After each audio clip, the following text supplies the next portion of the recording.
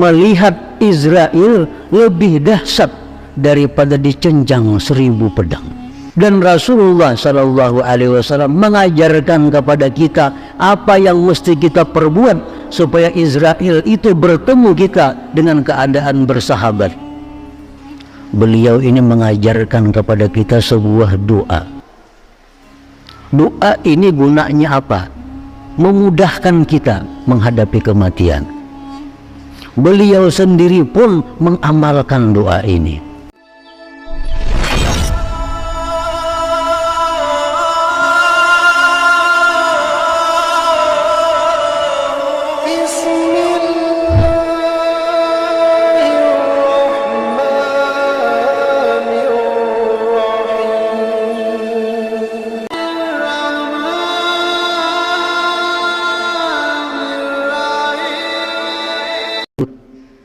Bukan hanya di alam dunia ini, tetapi sampai ke alam baka nanti, bersama-sama dengan baginda kita, junjungan kita Rasulullah Sallallahu Alaihi Wasallam.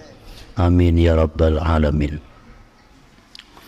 Kemudian salawat dan salam kita haturkan kepada seorang hamba Allah yang agung, junjungan kita dan junjungan seluruh makhluk di alam semesta ini, pilihan Allah dari segala pilihan, yaitu Rasulullah Sallallahu Alaihi Wasallam, dan kepada keluarga, para sahabat, zuriat dan pengikut beliau sampai hari kiamat nanti. Allah Subhanahu wa Ta'ala berfirman di dalam kitab suci Al-Quran, Ya ayyuhalladzina amanu attaqullah wal tanzur nafsum ma qaddamat lighad wattaqullah innallaha khabirum bima ta'malun. Yang artinya, wahai orang-orang yang beriman, takwalah kalian kepada Allah dan hendaklah memikirkan tiap-tiap orang akan bekalnya untuk hari esok. Takwalah kepada Allah, sesungguhnya Allah mengetahui apa yang kalian perbuat. Hadirin hadirat rahimakumullah, Allah Subhanahu wa Ta'ala memerintahkan kepada kita untuk berpikir, merenungi apa yang bekal kita siapkan untuk hari esok. Karena hari esok itu pasti terjadi. Hendaklah kita memikirkan, hendaklah tiap-tiap diri itu merenungkan sanggup apa untuk esok. Apa yang dimaksud dengan esok? Apa hari Sabtu? Bukan hari Sabtu, bukan hari Ahad. Para ulama tafsir mengatakan yang dimaksud dengan esok itu ada yang pertama, sakaratul maut. Yang kedua, kubur. Yang ketiga, al-muksu fil kubur, diam di dalam kubur. Yang keempat, mahsyar. Yang kelima, hisab. Yang keenam, mizan. Yang ketujuh, sirat, titian. Hadirin hadirat yang dirahmati Allah, Allah Subhanahu wa Ta'ala memerintahkan dalam ayat ini agar kita punya sanggup, agar kita ini bersanggup untuk menghadapi esok itu. Satu, apa yang kita siapkan untuk menghadapi datangnya Israel? Apa bekal kita? Israel itu pasti datang kepada kita kapanpun, pasti akan datang.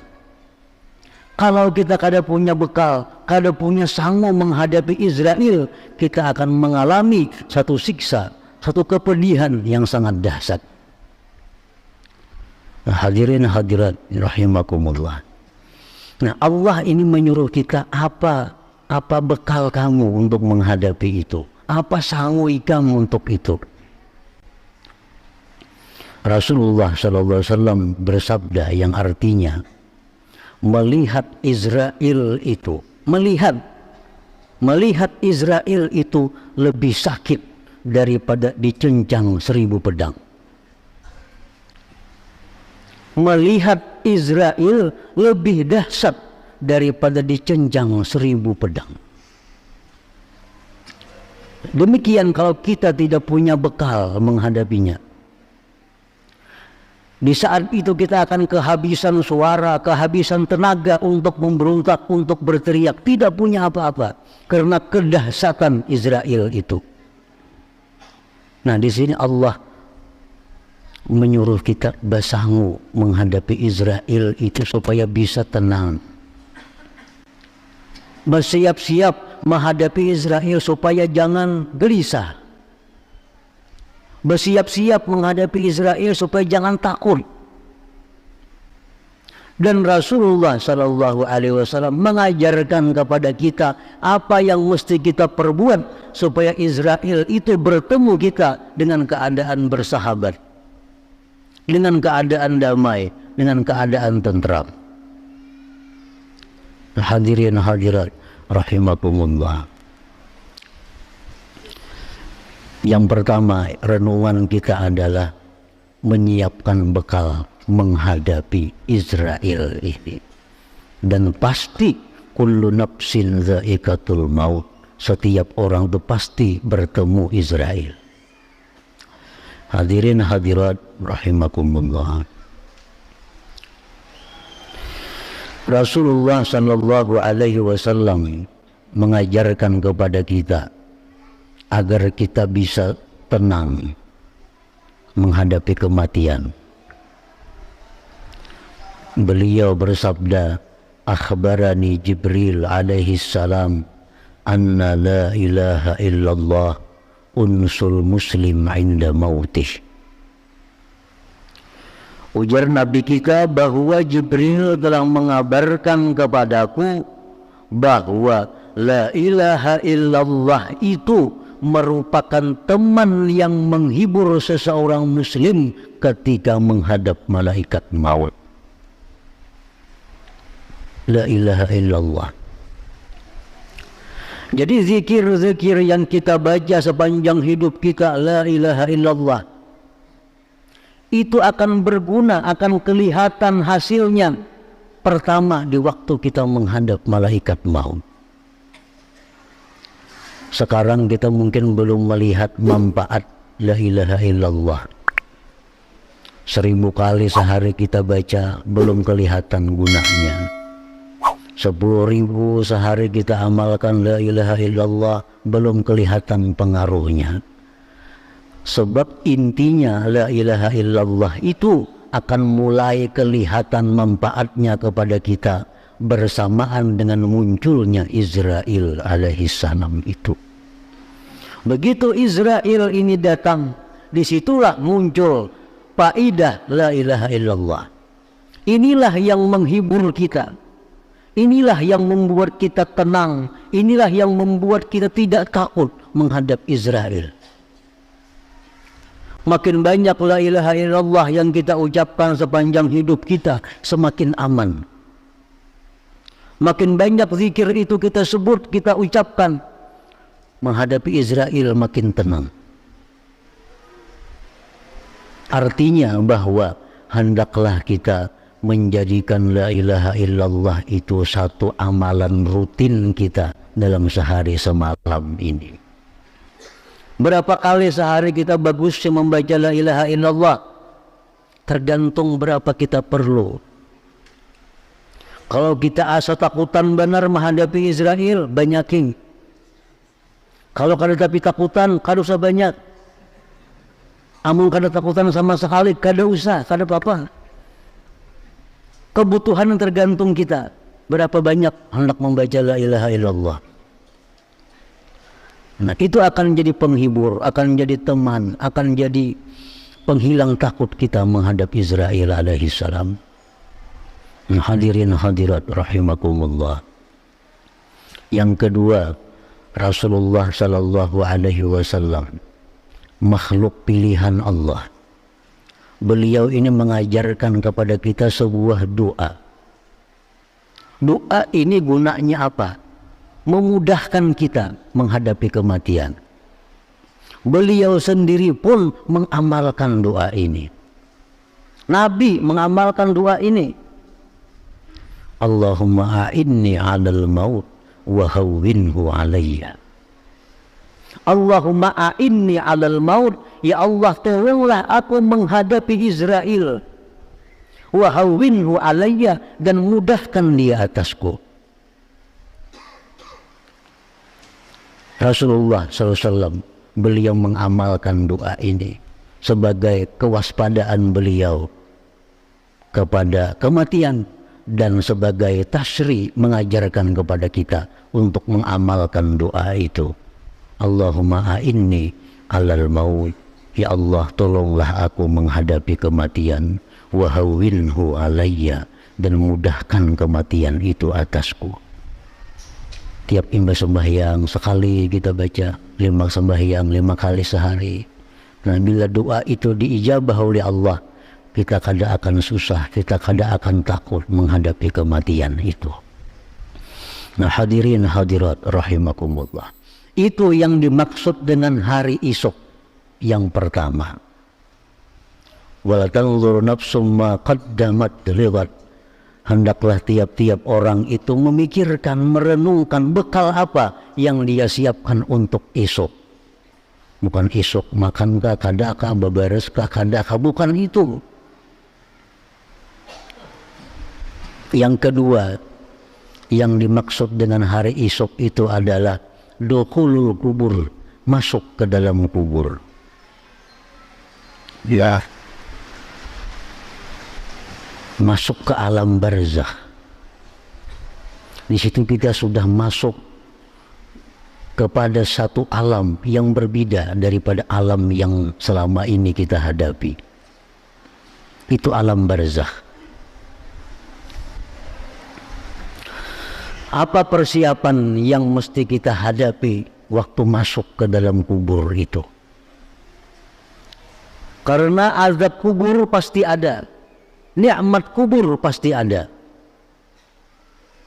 pertanyaan munkar nakir pasti ada, dan iblis terakhir menggoda kita di alam kubur.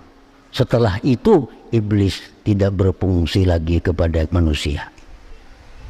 Jadi iblis itu bukan hanya di dunia ini mengiringi kita, sampai ke dalam kubur mengiringi kita. Supaya apa? Supaya kita kada bisa menjawab apa yang ditanyakan oleh munkar nakir. Supaya kita salah menjawab munkar nakir. Selalu digoda, selalu diganggu oleh iblis. Junjungan kita Rasulullah sallallahu alaihi wasallam mengajarkan kepada kita bagaimana caranya supaya kita ini bisa selamat di alam kubur itu dari gangguan-gangguan ini. Bagaimana caranya supaya kita bisa dengan fasih, dengan jelas menjawab apa yang ditanyakan munkar nakir itu. Rasulullah memberikan jalan keluar, memberikan ajaran kepada kita agar kita mengamalkan beberapa amalan. Nah, hadirin hadirat rahimakumullah. Pertama yang disampaikan oleh Rasulullah sallallahu alaihi wasallam dalam sebuah hadis, man qara'a suratal muluk kulla lailatin lam yadurruhul fattan.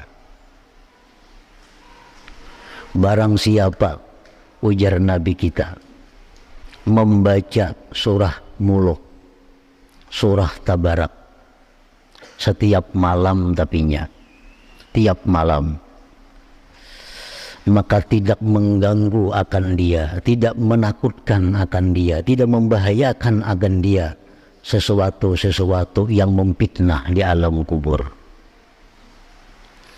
Malaikat munkar nakir dengan ramah menanya kita, Jawaban-jawabannya kita diberi Allah ilham untuk menjawab itu, asalkan kita mengamalkan surat Tabarak ini tiap-tiap malam. Di dalam sebuah hadis yang artinya disebutkan bahwa Rasulullah bersabda, ujar Nabi, aku ingin sebenarnya bahwa surat Tabarak itu ada di dalam hati setiap orang Islam. Nabi kita ingin agar kita nih hafal semuaan surah Tabarak itu. Ini disebut suratul munjiyah, surah yang menyelamatkan seseorang. Jadi kita masuk ke dalam kubur dikawal oleh surah Tabarak ini, sehingga fitnah-fitnah, cobaan-cobaan di dalam kubur itu dihadapi dengan mudah. Ini surah Tabarak, surah Al-Mulk ini, asalkan tiap malam itu kita amalkan. Nah, jadi ini salah satu sanggul kita. Allah menyuruh kita berpikir, napa sanggul untuk esok? Untuk menghadapi malaikat maut sudah. Untuk menghadapi kubur ini harus Tabarak tiap malam. Kalau kada ini kita kada dapat menjawab munkar nakir. Maka bila kada dapat menjawab munkar nakir ini, dia akan menyiksa di dalam kubur. Dia akan menyiksa di dalam kubur. Hadirin hadirat rahimakumullah. Dan lagi di zaman Rasulullah sallallahu alaihi wasallam, mulai sejak kanak-kanak itu diajarkan dialog seseorang dengan munkar nakir di dalam kubur. Tidak jarang sahabat-sahabat Nabi itu mengundang orang alim ke rumahnya untuk mengajari anak-anaknya apa yang ditanyakan munkar nakir, apa jawabnya.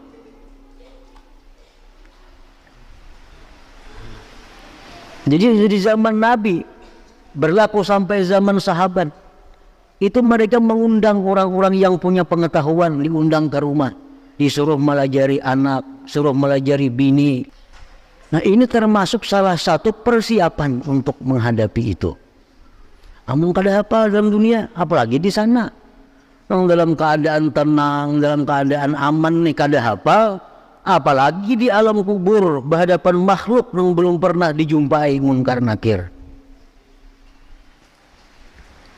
Nah, jadi itu disuruh kita tamrinul jawab ala munkar wa nakir, melatih tanya jawab munkar nakir.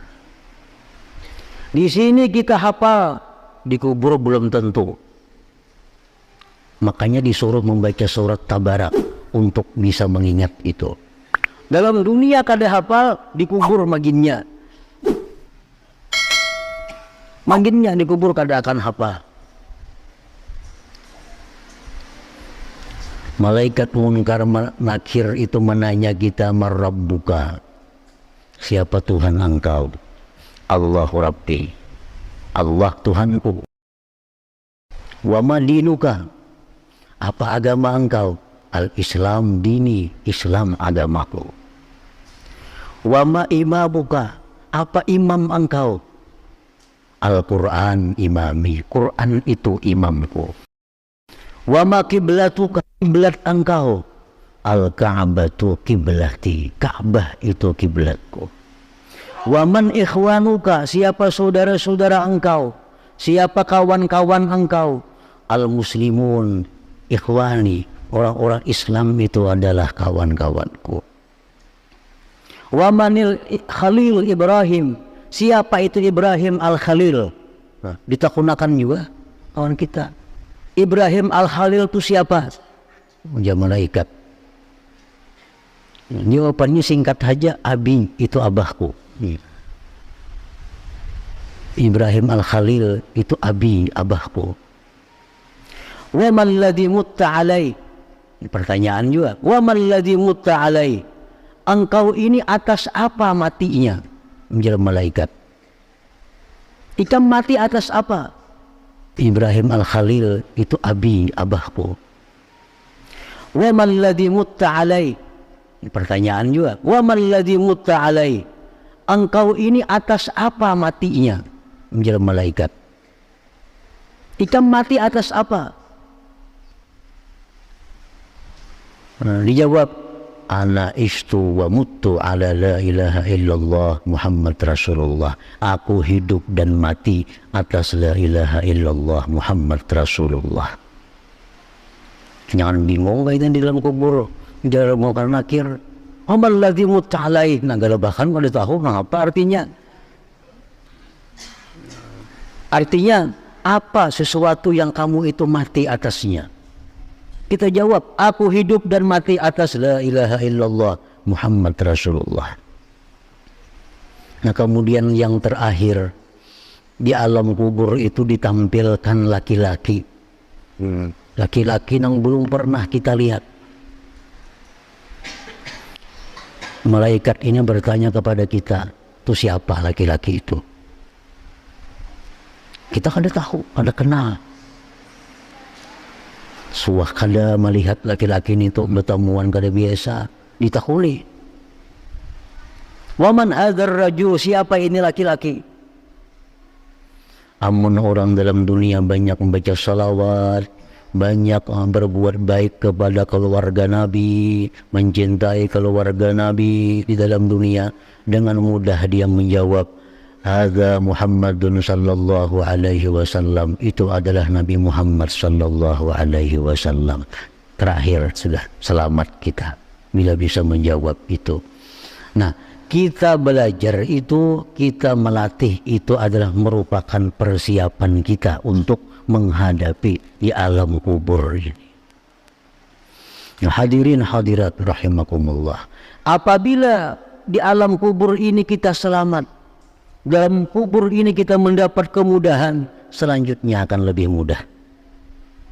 Tetapi bila mana di alam kubur ini kita sudah mendapat kesulitan, maka yang bakal kita hadapi selanjutnya lebih sulit lagi, lebih dahsyat lagi. Nah, yang kedua itu, yang dimaksud dengan hari esok itu. Yang ketiga, al-muqsu fil qabr, diam di kubur. Berapa tahun kita diam di kubur menunggu kiamat? Mungkin 1000 tahun kita mati hanya kiamat terjadi. Mungkin 10.000 tahun kita mati hanya kiamat. Dalam kubur apa bekal kita menunggu hari kiamat itu? Itu pun Rasulullah sudah mengajarkan kepada kita. Kayak apa supaya kita di dalam kubur itu menunggu hari kiamat nyaman, senang. Rasulullah SAW menyatakan, idza mata ibnu Adam in qata amaluhu illa min salas, sadaqatin jariyah aw ilmin yuntafa'u bihi aw waladin salih yad'ulah. Ujar Nabi kita, apabila mati manusia itu putus sudah amalnya, kada lagi stop dah. Kecuali 3, sedekah jariyah, ilmu yang dimanfaatkan, anak saleh yang mendoakan.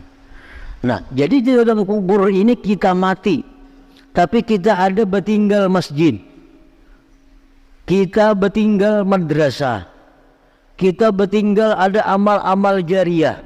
Walaupun kita mati 1000 tahun menunggu kiamat, kita tidak akan merasa. Kenapa? Karena ada sering mengalir pahala-pahala apa yang pernah kita jariyahkan semasa hidup kita. Ini bekal untuk menunggu kiamat. Nah, ini yang dimaksud Nabi, kita memikirkan juga untuk itu. Ada amal saleh yang kita tinggalkan. Hadirin hadirat rahimakumullah. Yang keempat,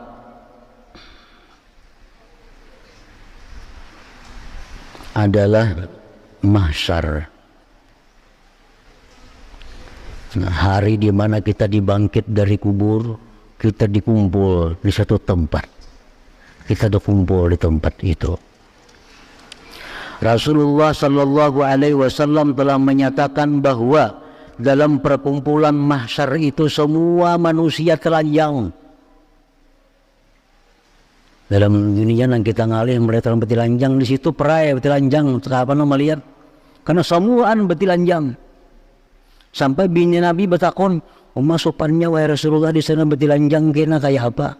Ujar Nabi orang kada memikirkan itu, sibuk memikirkan dirinya masing-masing selamat atau kada. Betilanjangan kalau dikubur semuaan dihalau menuju mahsyar. Di samping betilanjang lapar dan haus. Nah, itulah keadaan yang sebenarnya yang pasti akan dihadapi, dan ini cerita Al-Quran, cerita Rasulullah yang maha benar. Allah Ta'ala melalui ayat tadi menyuruh kita berpikir sanggup di situ kena kayak apa di padang mahsyar itu. Nah, supaya jangan betilanjang kayak apa, supaya jangan kelaparan, jangan kehausan. Rasulullah SAW mengajarkan kepada kita, man at'ama lillah at'amahum wa man saqa lillah saqahum wa man kasa lillah kasahum. Nah, ujar Nabi kita, barang siapa yang di alam dunia ini suka memberi makan orang karena Allah, memberi makannya bukan karena apa-apa, ulah makanan kia orang makanan bukan karena mahal kada, bukan karena berdoa selamat nyelamati rumah kada, ini semata-mata mengulah makanan kia orang makanan belikan. Inilah ta'ala ngarannya. Ini memberi makannya orang suruh membaca yasin dulu, suruh membaca tahlil, tapallah orang hanya diberi makan nih, itu pada lillahi ta'ala. Ini nang sediakan makanan kia makan belikan habis. Man at'amahum lillah, siapa yang memberi makan manusia karena Allah,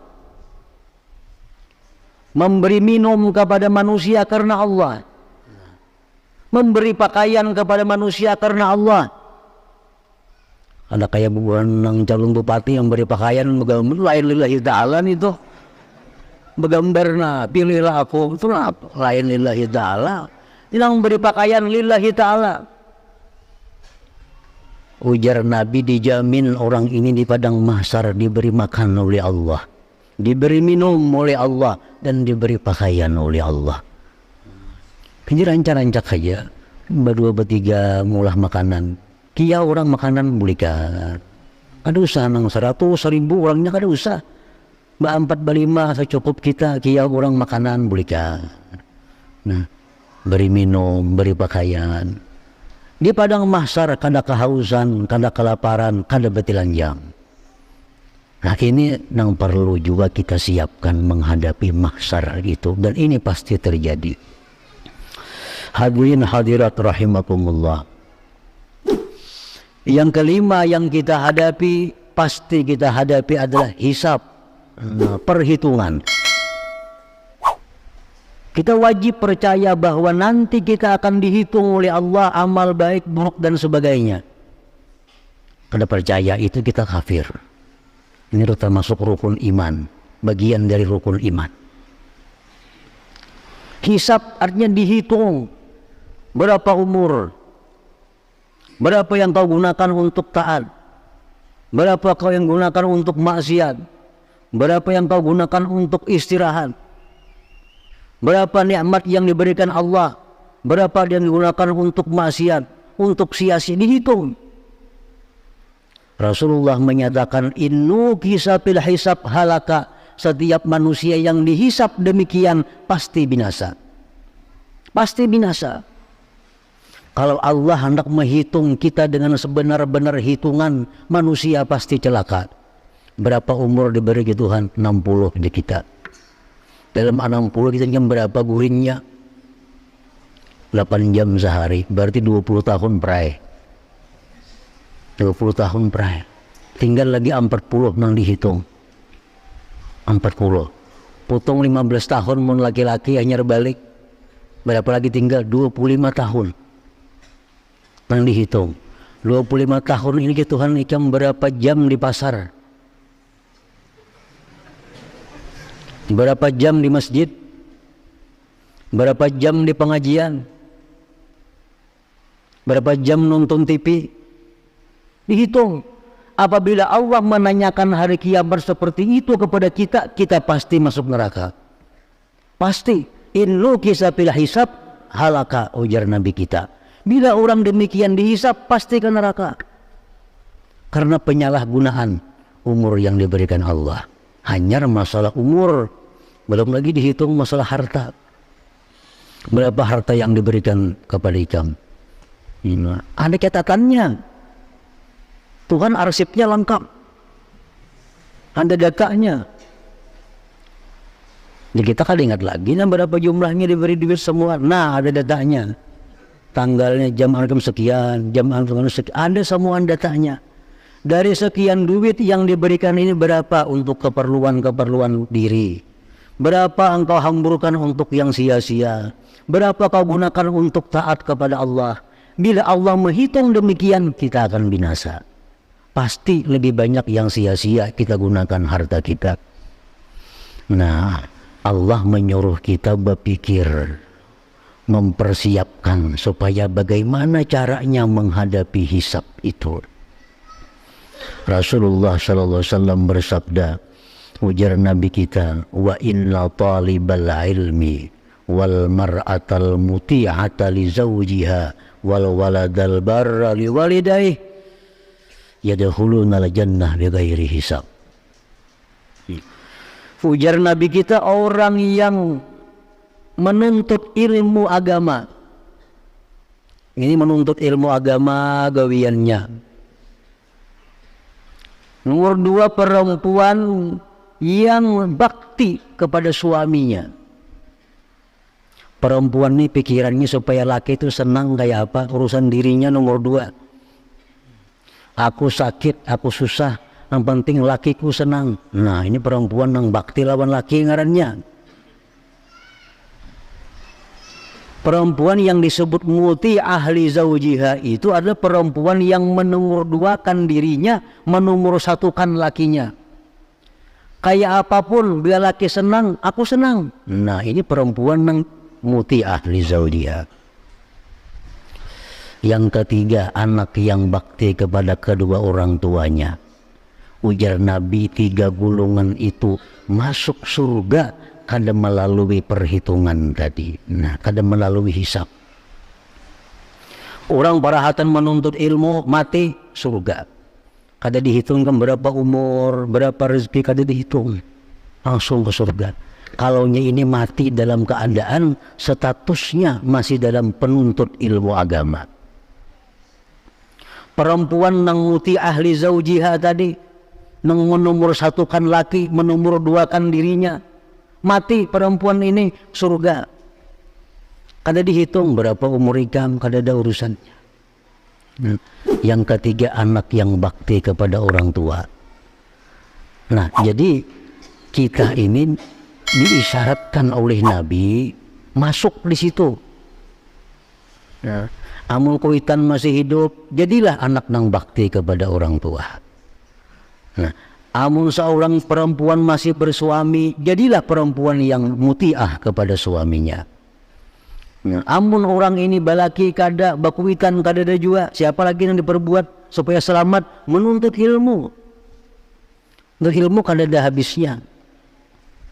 Nah, bila 3 macam itu kita mati dalam keadaan 3 hal, yadkhulunal jannah bighairi hisab, kita masuk surga tanpa dihisab oleh Allah Subhanahu wa taala. Nah, hadirin hadirat rahimakumullah. Yang keenam yang pasti kita temui adalah mizan, penimbangan amal. Amal kita akan ditimbang. Amal ditimbang. Bila baik menang, kita selamat. Bila nang buruk menang, belum tentu kita celaka. Karena bisa ada syafaat Nabi kita, bisa ada syafaat para syuhada, bisa ada syafaat para ulama. Kalau yang baik menang, sudah pasti selamat. Nah, yang jahat menang, belum tentu celaka. Masih ada harapan dapat syafaat-syafaat. Karena Rasulullah sallallahu alaihi wasallam, begitu beliau ini saking cintanya kepada umatnya, di waktu giliran umat beliau ditimbang, beliau berada di timbangan sana. Iya. Istri beliau bertanya kepada Rasulullah, wahai Rasulullah, di akhirat kayaknya di mana kami mencari pian? Jer bini-bini sidin nih. Kayaknya di akhirat di mana kami mencari pian? Ujar Nabi, pertama cari aku intang mizan, intang timbangan amal, karena aku akan berada di sana di waktu umatku ditimbang. Oh, jadi kita ditimbang amal kita, Nabi ada di sana. Kalau amal jahat kita nang menang, Nabi beri syafaat dulu. Beri syafaat oleh Nabi. Bila ada mampan juga, hanyar celaka. Ada orang kan mampan karena syafaat. Nabi sudah memberi syafaat, sahabat, tapi kebanyakan sakitnya kayak apa? Kan ditahan syafaatnya. Nah, kalau kamu tidak berjumpa aku di timbangan, ujar Nabi, aku menunggu di titian Siratal Mustaqim. Kalau mencari aku di sana. Nah, hadirin hadirat rahimakumullah. Menghadapi timbangan ini ada satu amal yang paling memberatkan timbangan kebaikan. Amal itu disebut oleh Rasulullah dengan khuluqun hasan, budi pekerti yang baik. Nah, budi pekerti yang baik ini begitu ditimbang dalam timbangan amal, mengalahkan segala kejahatan. Akhlak, budi pekerti yang baik. Kayak apa budi pekerti yang baik itu? Ringkasnya, budi pekerti yang baik itu adalah memberi kepada orang yang tidak pernah memberi. Seumuran ini kada bisa memberi kita, baruhan matahari kada biasa. Tapi kalau kita baruhan atarinya. Yang kedua, antusila man kata'ak, engkau hubungi orang yang putus kepada engkau. Ini kada bisa menagur lawan kita, kita yang menagurinya. Yang ketiga, anta'fu amman zalamak, engkau maafi orang yang menzalim engkau. Ini budi pekerti yang baik. Kalau itu masuk dalam timbangan amal, maka itu amal kebaikan menjadi berat. Menjadi berat. Satu kali kita memaafkan orang yang menzalim kita, itu sudah memberatkan timbangan amal kita. Nah, itu persiapan untuk menghadapi penimbangan amal di sana. Yang terakhir yang dimaksud dengan isok itu adalah sirat titian. Nah, menuju surga itu harus lewat jambatan. Bila jambatan itu kita kawa menyebarang ke surga, kawa gugur ke neraka. Ngarannya sirat itu. Rasulullah SAW bersabda, asbatukum ala sirat asyaddukum hubban li ahli baiti. Ujar Nabi, orang yang paling kokoh pijakannya di sirat itu, nang kada betah tagalincir, kada betah gugur, orang yang paling cinta kepada keluargaku. Makin kita cinta kepada keluarga Nabi, kaki kita akan makin kuat berpijak di sirat situ, di titian situ, sehingga kita sampai menyeberang menuju surganya Allah Subhanahu wa Ta'ala. Nah, mudah-mudahan Allah memberikan kita hidayah taufik untuk selalu berada di jalan yang benar dan mengamalkan apa yang diajarkan oleh Rasulullah sallallahu alaihi wasallam.